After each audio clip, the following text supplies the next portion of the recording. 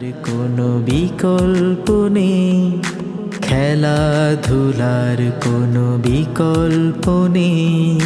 শীতের সকালে আর শীতের রাতে,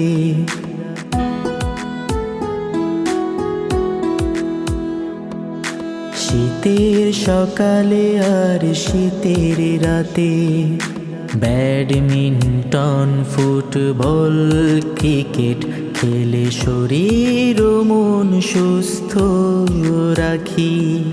শীতের সকালে আর শীতের রাতে ষড়ঋতুর এই সন্ধিক্ষণে ব্যাডমিন্টন, ফুটবল, ক্রিকেট খেলে শরীর ও মন সুস্থ রাখি।